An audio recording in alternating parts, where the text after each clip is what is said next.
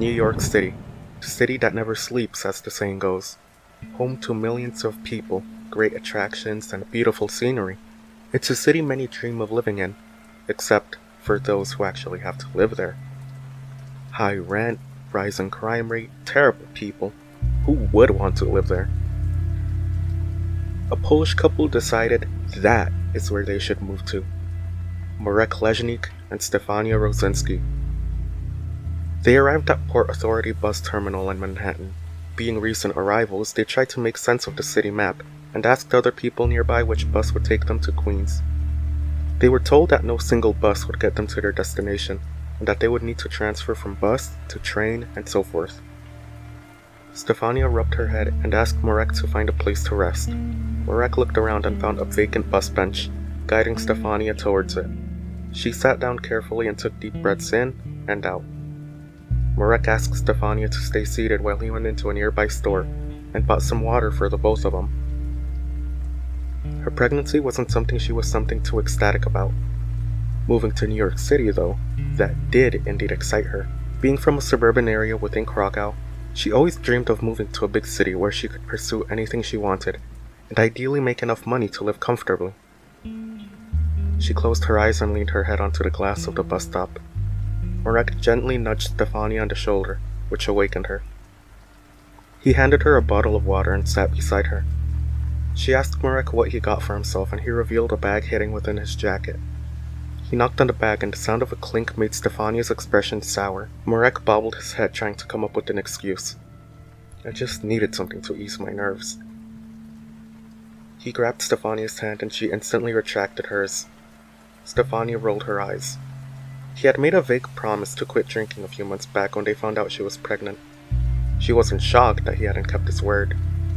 Marek clutched his liquor bottle and his eyes darted around awkwardly. She sighed and crossed her arms. Stefania didn't feel like reprimanding Marek. He was a grown man, and if he truly wanted a change, then he'd do it. Still though, she couldn't help but feel trapped. Yes, she was in New York City, a place where she could finally make something of herself. But would she even have time to do so? Or would her child deprive her of her future? She sighed and stared off into a restaurant's glass window across the street from her. Just the sight of herself in such a state made her feel hopeless. She didn't even know what gender her child was going to be, nor did she really care to know. Truthfully, the baby was Marek's idea. Ever since he flunked out of university, he tried to find a purpose for himself in life. From writing to architecture to business, nothing stuck for Marek Leśnik. The only things which brought him some semblance of happiness was the prospect of a future family, and just a small amount of liquor from time to time. During one of his drunken escapades, Marek confessed to Stefania that he wished to name the baby. Stefania, wanting to be left alone, gave in. If the baby was to be a boy, he'd be named Kieran. If the baby was to be a girl, she'd be named Catherine. When Catherine Leśnik was born, the nurses who delivered her were far more joyful than Stefania. They handed Catherine over to her mother, and she begrudgingly held her in her arms. The nurses asked where Catherine's father was, and she replied in a weak but monotone voice. He's passed out drunk at home. Damn freak. Catherine reached out for her mother, but she had already fallen asleep, leaving Catherine awake, crying.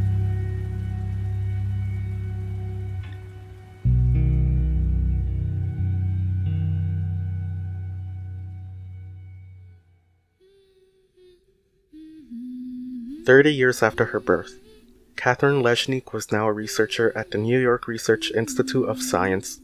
She had become the lead researcher of a project devised by the Institute, a project named Vetranis. For a decade, the project had its ups and downs.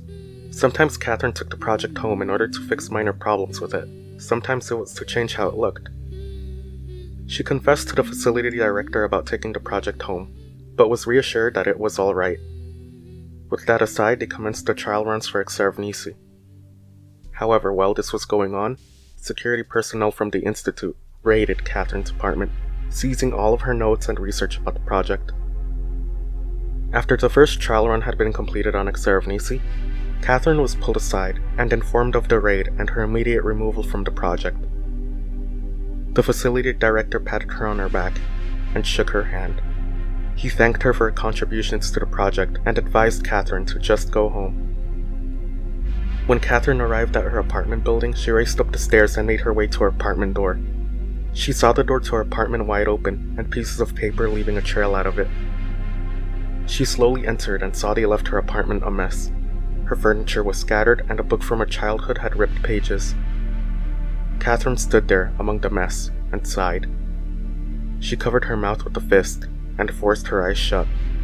This is how she was repaid for her devotion to the project? Tossed aside like she was nothing?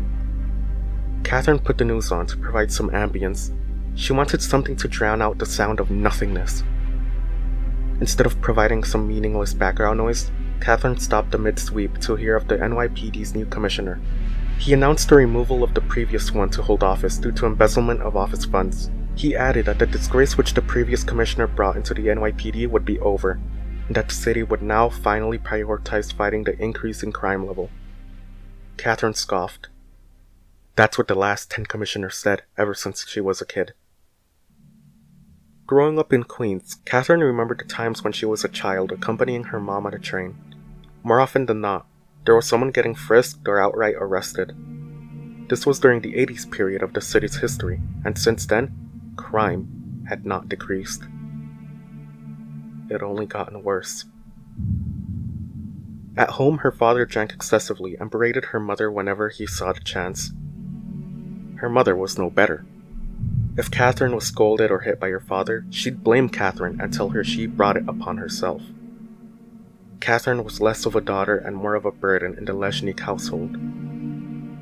She recalled a time when she was reading her Byzantine encyclopedia and overheard a news reporter talking about a robbery that turned to cold-blooded murder outside of a police station. Even then, she was appalled by the disgusting thing that was openly accepted as, quote, human nature. Catherine shook her head and refocused on cleaning her apartment. Despite having been sacked from her position as lead researcher for Vetranis, she avoided being fired thanks to the intervention of the facility director. He was sympathetic to Catherine's faults as a person, and knew that she was the only reason Vetranis was a success. Catherine was reassigned to a less prestigious position. For a few months, she became a sort of intern for the surveillance department. She took the punishment in stride and made no big fuss about it. At least at first. Catherine made her way up the ranks in surveillance and eventually landed a role in the night watch.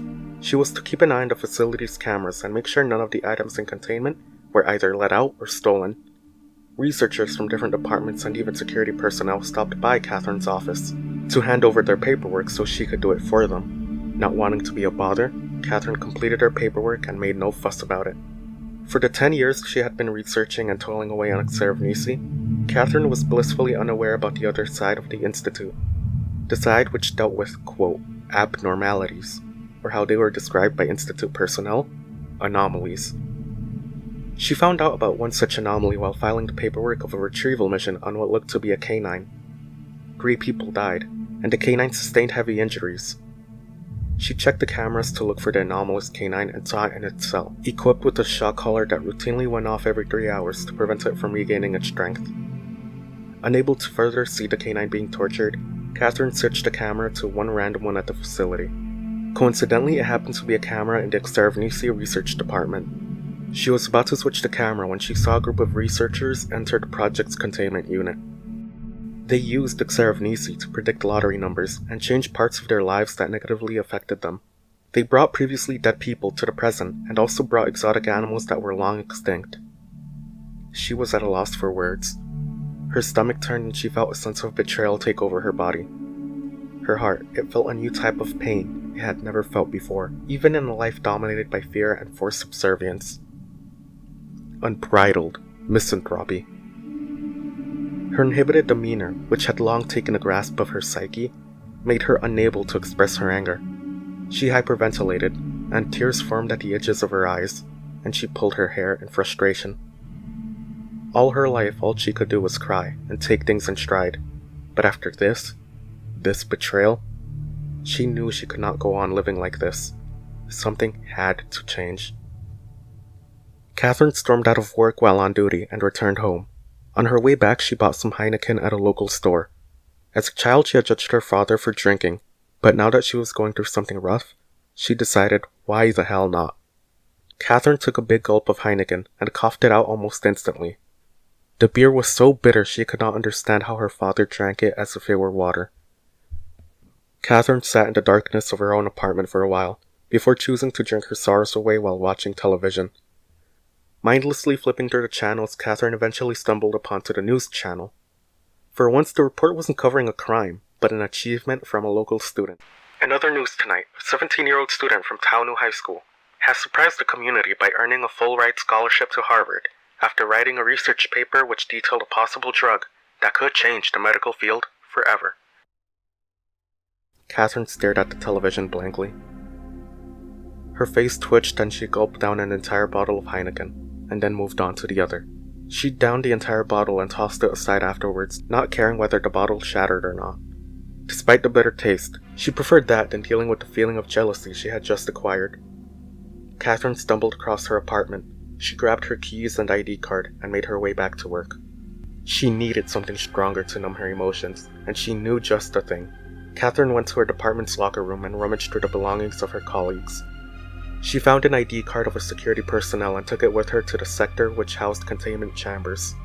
She tried to keep her balance but found it easier to hold herself up on a wall, and continued her way like that to the chambers of TB447. Using the stolen ID, she was able to enter the chambers with no issues, and got a hold of TB447, which appeared to be an ordinary vase carrying some rum. She remembered one of her colleagues from Vetranis telling her about the rum while it was being transported into containment. Her colleague, Dr. Alvarenga, showed her notes about the rum which detailed its properties as, quote, mercury-like but on crack, end quote. Dr. Alvarenga made it clear that the rum was not drinkable, and should someone consume it, it, quote, draw out a person's deepest inhibitions, making them act in a way in which at times benefits the host, while at others hindering them, end quote.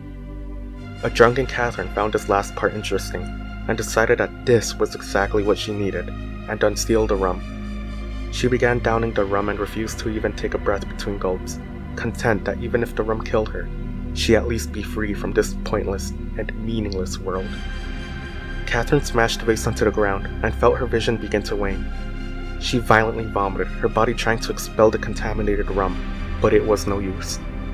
The rum had firmly lodged itself into Catherine's internal organs, as well as her bone marrow, which meant it was there for good, as any new blood cells produced would be contaminated by the rum automatically. Catherine was found unresponsive by Dr. Alvarenga, who was carrying out a routine inspection of TB447. At the medical ward, Catherine woke up handcuffed to her bed. She looked up and saw the directors of several facilities staring down at her. She had violated institute protocol, not once, but twice. She was done for. Catherine screamed at the directors, telling them that they had no right to strip her from the only thing which gave her purpose, and threw a tantrum, hurling medical equipment at the directors who were convinced they had made the right call. Dr. John Goldberg, the very same director who had protected Catherine from being fired the first time, chose to go out on a limb for her, and advocated for Catherine to stay at the institute. Some backroom dealings led to Catherine remaining at her post, with Dr. Goldberg supervising her. She was still dissatisfied with her position at the institute, but could do nothing. It was around this time when Catherine began dealing with hallucinations which had been induced by consuming the rum. The hallucination manifested itself as herself. She was confused and mostly frightened, as it claimed to be the deepest part of herself which she had suppressed her entire life. Her anger, discontent, and misanthropy, that was all in her. She had always feared confrontation, but was now forced to deal with this manifestation of herself, which urged her to take control of her life. She refused time and time again, but her apparition tormented her, going as far as to show her a world in which she was never born. Her parents were happy. Her father wasn't a drunkard. Her mother had pursued a career in fashion, and made her way up the social ladder. Dr. Goldberg, along with his colleague and junior researcher Joseph, had made groundbreaking discoveries in physics and were set to win a Nobel Prize. This world had benefited from Catherine's removal, and the apparition asked yet again if living the way she did was worth it, as to not be a bother. Catherine was finally broken by her apparition and knew something had to be done to take Vetranis back. even if it meant killing those who stood in her way. Catherine's mental breakdown coincided with her mother's death, and a call by Dr. Goldberg. "Catherine, it's me. I have some unfortunate news." I talked it over with the other facility directors. They shot down my proposal to have you reinstated in Exarvnisi. That's unfortunate. Luckily, they did give me permission to have you join another project. We'll discuss it in person sometime later, but I hope you end up taking this well. It was the midnight of July 21st, 2024. Catherine walked into the facility and clocked into work. She relieved her fellow night watch partner from duty and settled in. She took a USB out of her pocket and inserted it into her computer, gaining access to every document and file stored in Institute archives. She wiped and disabled all servers, while also disabling the alarms and security systems of the facility, putting the entire facility on lockdown. The disabling of the security system meant that all doors to all anomalies in Institute storage were now open. Screaming and the sound of gunshots echoed throughout the entire facility. Catherine took a deep breath in and got up from her chair. When she turned around, she saw Dr. Alvarenga standing before her. She had come in to drop off her paperwork and had witnessed Catherine disable the security system. They both stared at each other with widened eyes. Catherine knew she could not get out of the room alive, or reach her walkie-talkie, which was holstered in her belt. Dr. Alvarenga knew this too, but she couldn't let her get away with this, even if at one point she was a friend. Catherine lunged at Dr. Alvarenga, attempting to strangle her, but she was kicked in the stomach hard. Catherine's eyes began to leak a dark liquid, and what should have been an incapacitating blow was shrugged off. Catherine grabbed a clipboard on her desk and broke the metal piece off of it, attacking Dr. Alvarenga with it, but was unable to protect herself from Catherine's renewed assault. Once she knew Dr. Alvarenga was dead, Catherine moved on with her plan and took her duffel bag with her. She headed to the containment chambers and used the ID of a dead security guard to gain access to the armory, which contained all sorts of weaponry, including an anomalous gun which had no use for reloading. Exactly the weapon she needed. Catherine then made way for the medical ward. She stuffed her bag with vials of medicine, first aid bandages, and took a syringe gun with her. Catherine stepped over the bodies of Institute personnel and continued her journey across the facility. Now she made way for Anomaly K3 and 9's containment chamber. She found a canine huddled up in a corner. Catherine approached the canine slowly and squatted down just a few feet away from it. She motioned for it to come to her, and though it hesitated, it did so with no problem at all. Catherine disabled the canine's shock collar and gently patted its head. She asked the canine if it would like to go with her, or make its way out of the facility and go free. The canine walked away with its head lowered, while slowly wagging its tail. Catherine chuckled to herself. She overheard walkie-talkies from outside the room, and heard orders for the anomaly to stop or they'd open fire.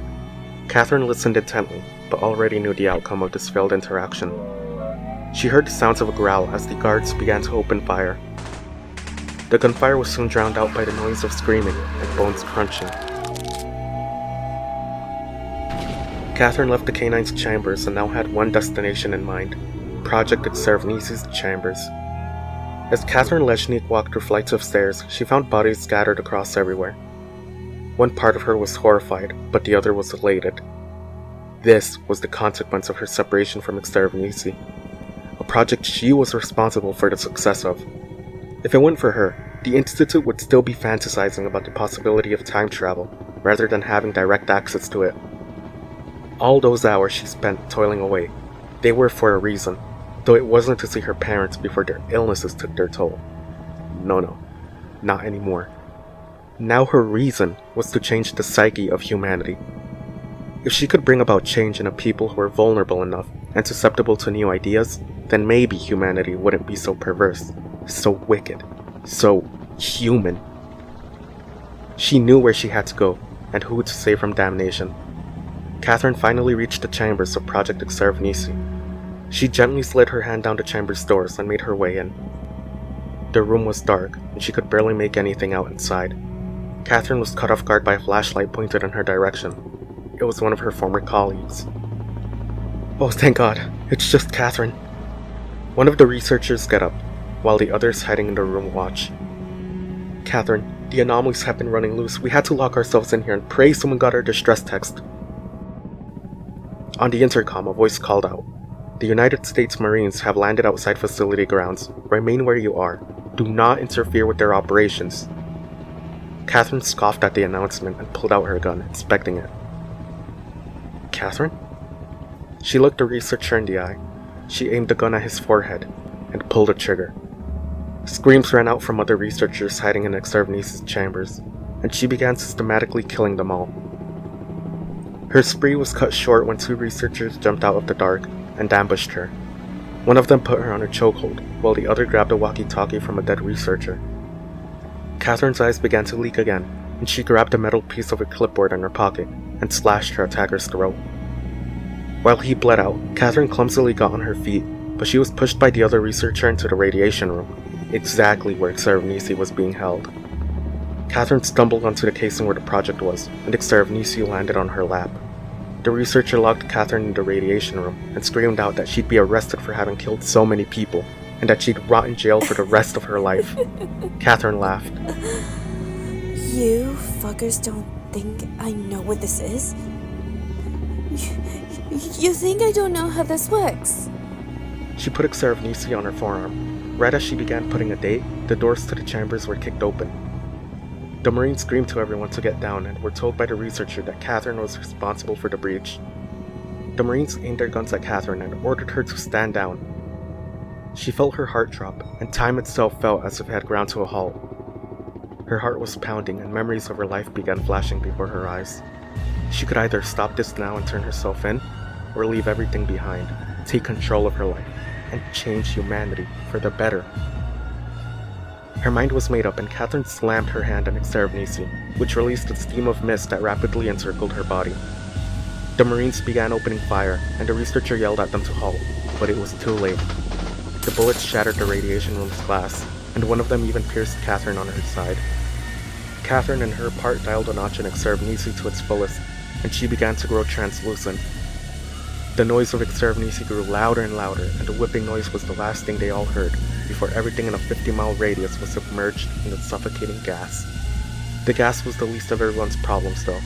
In dialing up the notch of Exterminatus, Catherine had made it release the most radiation it possibly could, and rendered the entirety of the East Coast uninhabitable. The whipping noise Exterminatus let out was heard as far out as Florida, Nebraska, and Manitoba, Canada. A national state of emergency was declared by the President of the United States, and the entirety of the American government had to abandon Washington, D.C., in order to avoid the radiation which was rapidly making its way across the eastern seaboard. Catherine Leśnik had doomed the United States and the lives of millions. In the aftermath of the breach, she was declared a top priority and the FBI's most wanted, but she had one advantage over them that no one else would ever get: time. She now had time on her side. With a breath, you hear him sing. On this night you will die.